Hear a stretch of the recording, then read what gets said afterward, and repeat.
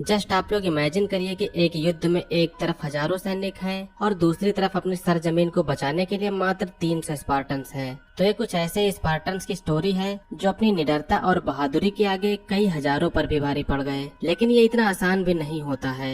एक स्पार्टन के पैदा होने पर इस चीज का बारीकी से मुआयना किया जाता है कि वो किसी भी तरह से कमजोर ना हो, और अगर उसमें कोई भी कमी हुई तो यहाँ उसकी कोई भी जरूरत नहीं है। छोटी सी उम्र में ही उसे उस दर्द से गुजारा जाता है जिससे वो खुद से बहादुरी का स्वाद चख पाए। 8 साल की उम्र में अपनी माँ से दूर ले जाकर उसे इस कदर से तैयार किया जाता है जिससे डर क्या होता है वो ये चीज भूल जाए, और आखिर में उसे बर्फीले जंगल में भेड़ियों के बीच में मरने के लिए छोड़ दिया जाता है। या तो वो यहाँ भेड़ियों का शिकार बनेगा और या फिर एक जाबाज स्पार्टा बन के वापस लौटेगा। और इस बहादुरी के पराक्रम के बाद में आखिर एक स्पार्टन अपनी जिंदगी अपने देश की सेवा के लिए तैयार हो जाता है। और ये लड़का जो हमारे सामने है वो कोई आम लड़का नहीं, वो यूनान का राजा लियोनाइडस है। इस शानदार देश की नजर हमेशा से पर्सिया के राजा जर्क्सीज पर थी। आज लियोनाइडस के लिए बेहद ही कठिन दिन है, क्योंकि इस दिन जर्क्सीज ने अपने मैसेंजर को राजा लियोनाइडस के पास कुछ समझौते के लिए भेजा है। यह बात जब लियोनाइडस को पता चलती है कि एक पर्सियन दूत उनसे मिलने के लिए आया है तो लियोनाइडस के माथे पर हल्की सी सिकन होती है, लेकिन राजा होने के मुताबिक उसे बिना घबराए हर चीज का डट के सामना करना है। लियोनाइडस पर्सियन दूत से मिलने जाता है तो वो दूत सिर्फ जमीन और पानी की मांग करता है। एक स्पार्टा के लिए उसकी मातृभूमि से बढ़कर कुछ भी नहीं है।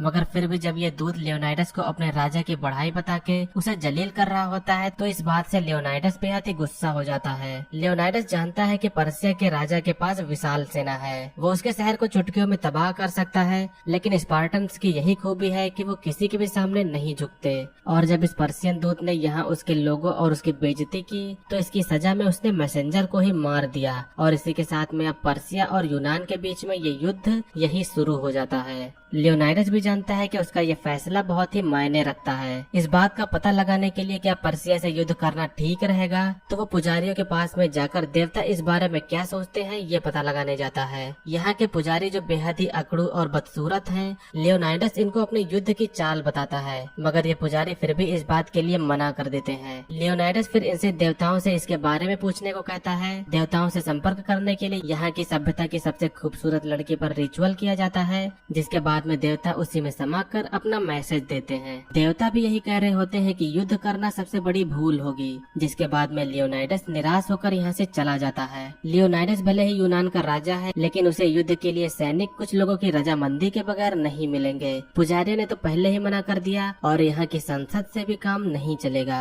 राजा बेहद ही सोच में होता है और अब अगले दिन लियोनाइडस सभी नियमों को ठुकरा कर, अपने देवताओं के फैसलों को ठुकरा कर महज 300 सैनिकों के साथ में युद्ध करने का फैसला करता है। यहाँ पर आए सैनिकों के जोश को देखकर ही पता चल रहा है कि सभी की लियोनाइडस के जैसी ही सोच है। लियोनाइडस अपनी फौज के साथ में निकलने वाला होता है कि तभी यहाँ पर संसद के लोग आकर उन्हें जाने के लिए रोकने लगते हैं, मगर लियोनाइडस बस ये कहकर कि मैं बस घूमने के लिए जा रहा हूँ और ये सभी मेरे अंगरक्षक हैं, इतना कहकर वो युद्ध के लिए निकल जाता है। अपनी जमीन के लिए, अपने परिवार के लिए, अपनी आजादी के लिए वो 300 लोग युद्ध के लिए आगे बढ़ते हैं। कुछ दूर जाने पर लियोनाइडस को आर्केडियंस की फौज मिलती है। ये लोग भी स्पार्टन्स का युद्ध में साथ देने के लिए आए होते हैं, मगर जब उन्हें ये पता चलता है कि ये महज 300 स्पार्टन्स हैं, जबकि आर्केडियंस की फौज ज्यादा है, तो आर्केडियंस लियोनाइडस पर सवाल उठाते हैं। लियोनाइडस फिर एक आर्केडियंस से पूछता है कि तुम्हारा पेशा क्या है। वो बताता है कि मैं कुम्हार हूँ। राजा दूसरे से उसका पेशा पूछता है जो वो लोहार होता है।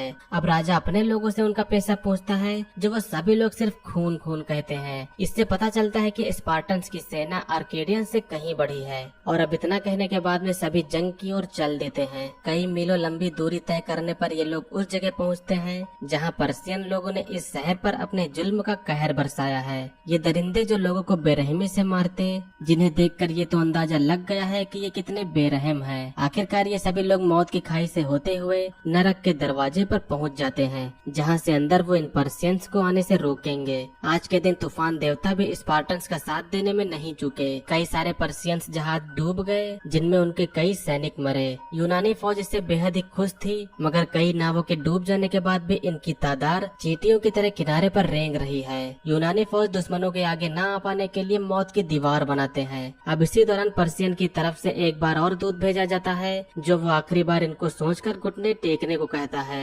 मगर घुटने टेकना स्पार्टन्स को बिल्कुल भी नहीं आता और इसी के साथ में जंग का बिगुल भी अब बच जाता है। स्पार्टन्स के जंग के निकलते वक्त से ही एक अपाहिज जिसका नाम एफेल्टेस है, वो उनका शुरू से ही पीछा कर रहा था। वो राजा से मिलने पर पहले बताता है कि एक और जगह है जहाँ से दुश्मन आ सकते हैं। वो राजा से अपने बारे में बताता है कि उसके पिता भी एक जाबाज स्पार्टन योद्धा थे और वो भी अपने पिता की तरह अपने देश के लिए लड़ना चाहता है। राजा जानता है कि किसी अपाहिज का स्पार्टन में चयन नहीं हो सकता, इसीलिए वो उसको इसके लिए मना कर देता है, जिस बात पर एफेल्टेस बेहद ही नाराज हो जाता है। अब इस तरफ अचानक से जमीन हिलने लगती है, ऐसा लग रहा है कि कोई जलजला आ रहा है। दूसरी तरफ नजर घुमाने पर पता चलता है कि कई हजारों की सेना खून की प्यासी होकर इन मुट्ठी भर लोगों को मार डालने के लिए आगे आ रही है। राजा अपनी फौज के उत्साह को बढ़ाता है और अब दोनों पक्षों के बीच में महायुद्ध चालू हो जाती है। तादाद में भले ही पर्शियन सैनिक इन लोगों से कहीं ज्यादा हैं, लेकिन किसी डर का सामना किए बगैर वो इन सभी पर भारी पड़ रहे थे। इन स्पार्टन्स पर तीरों की भी बौछार होती है, लेकिन किस सिचुएशन में कैसे सामना करना है ये बात इन्हें अच्छे से पता है। पर्शियंस के योद्धा खत्म होने का नाम ही नहीं ले रहे थे, जितने भी मारो उससे कहीं ज्यादा लोग और भी आते जा रहे थे। मगर इन पर्शियन को भी पता है कि उनका सामना किन जाबाजों से हो रहा है। ये स्पार्टन सभी को धूल में मिलाते जा रहे थे।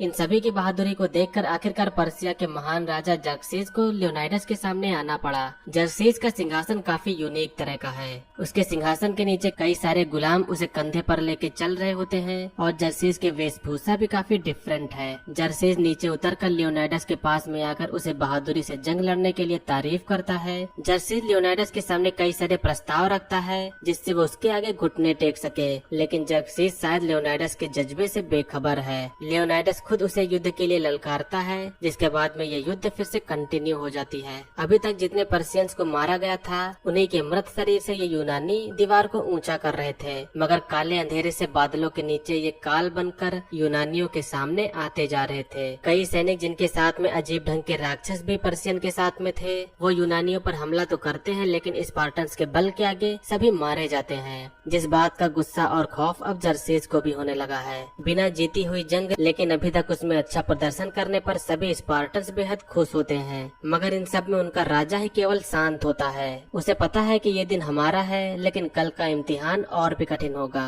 अगले दिन सभी स्पार्टन्स तैयार होते हैं। पर्शियंस के तरफ से कई गुलाम और जानवरों को जंग में लाया जाता है, मगर ये भारी भरकम जानवर और नरक से आए शैतान भी इनके सामने टिक नहीं पाते। सब कुछ ठीक चल रहा होता है, लेकिन सेना के कप्तान स्टेलियोस का बेटा एस्टिनोस की इस बहादुरी भरी जंग में जान चली जाती है। अपने जवान बेटे की सरकटी लाश को देखकर कप्तान कतार छोड़ के आगे चला गया। बेटे को खोने के गम में उसकी चीखें दुश्मन के नगाड़े से भी ज्यादा खौफनाक थीं। उसे काबू में लाने के लिए 3 आदमियों की जरूरत पड़ी। स्पार्टन सभी तक सब पर भारी पड़ रहे थे, लेकिन जब खुद का आदमी दुश्मन से मिल जाए तो जंग की वहीं से हार हो जाती है। लियोनाइडस ने जब एफेल्टेस को जंग में शामिल नहीं किया तो वो जर्सेस के पास में जाकर उसकी जंग में शामिल हो गया। उसे सेना को अंदर जाने के लिए अलग से रास्ता पता था, और ये बात जब वो पर्शियन से बता देता है तो यहाँ से पर्शियन की जीत अब कन्फर्म थी। ये बात अब आर्केडियंस को पता चलती है कि किसी विरोधी ने गुप्त रास्ता बता दिया है, जिससे अब हार निश्चित है। जिसके बाद में आर्केडियंस लियोनाइडस के सामने जाकर ये बात कहता है, और साथ में वो ये जंग भी यहीं पर बंद करने को कहता है। मगर स्पार्टन का यही नियम है कि जंग से कभी पीछे नहीं हटना, भले ही जान क्यों न चली जाए। आर्केडियंस तो अपनी जान बचा के चले जाते हैं और यहाँ सिर्फ स्पार्टन योद्धा बचते हैं। अब जबकि हार निश्चित थी तो राजा इस जंग को भविष्य में भी लोग याद करें कि स्पार्टन सैनिक कितने बहादुर थे।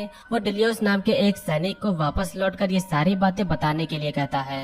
डिलियोस जो कि वो भी पीछे नहीं हटना चाहता, वो भी अपने देश के लिए मर मिटना चाहता है, मगर राजा के आदेश के मुताबिक वो वापस लौट जाता है।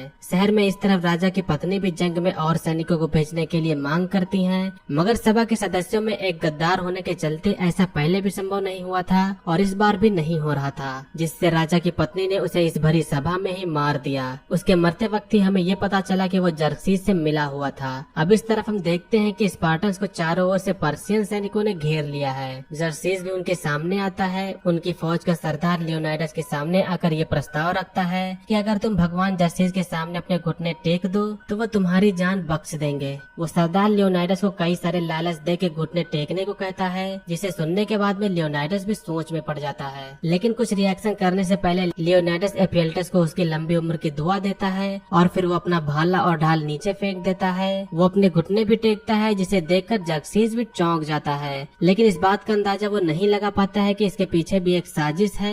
लियोनाइडस के पीछे स्टेलियोस निकल कर पहले तो वो उसके सरदार को मार देता है, जिसके बाद में जंग फिर चालू होती है और बाद में लियोनाइडस अपना भाला उठा के जर्सीस के ऊपर चला देता है। भाला धीरे धीरे उसकी ओर बढ़ता है, लेकिन जर्सीस को भाला सिर्फ उसके मुंह को छूकर निकलता है। अब इसके बाद सारे स्पार्टन्स मारे जाते हैं और अंत में लियोनाइडस की भी दर्दनाक तरीके से मौत होती है। डिलियोस भी इधर वापस पहुंचता है। वो गॉर्गो से लियोनाइडस की बहादुरी के बारे में बताता है। डिलियोस ये सारी बातें वहाँ के और लोगों को भी बताता है। वो बताता है कि कैसे हमारे लिए राजा लियोनाइडस ने अपनी जान कुर्बान करके हमारी सुरक्षा की। इस बात से मोटिवेट होकर अब सारे यूनानी मिलकर जर्सीस से लड़ने के लिए तैयार हो जाते हैं। अभी भी जर्सीस की सेना इन स्पार्टन से बड़ी है, लेकिन जब महज 300 लोगों ने ही इन पर्शियंस को उनकी नानी याद दिला दी तो इतने सारे स्पार्टन्स के सामने इनका क्या हाल होगा, ये बात तो आप सोच ही सकते हो। और अंत में अब यहीं पर ये मूवी एंड होती है। ये मूवी रियल स्टोरी पर बेस्ड है। इस मूवी में हमें ये तो सीखने को मिलता है कि अगर हम अपने अंदर से डर को खत्म करते हैं तो कितनी भी बड़ी चुनौती हमारे सामने है उसका हम लोग डटकर सामना कर सकते हैं। तो दोस्तों ये थी 2006 के एक एक्शन वार के ऊपर बेस्ड मूवी का एक्सप्लेनेशन। मूवी का नेम है 300। उम्मीद करता हूँ कि आप लोगों ने इस मूवी के एक्सप्लेनेशन को एंजॉय किया होगा। मूवी का एक्सप्लेनेशन अगर आपको पसंद आया तो वीडियो को लाइक करिएगा। चैनल पर अगर आप लोग नए हो तो सब्सक्राइब करिएगा। आज के वीडियो के लिए बस इतना ही, मिलेंगे अगली वीडियो में। तब तक के लिए बाय,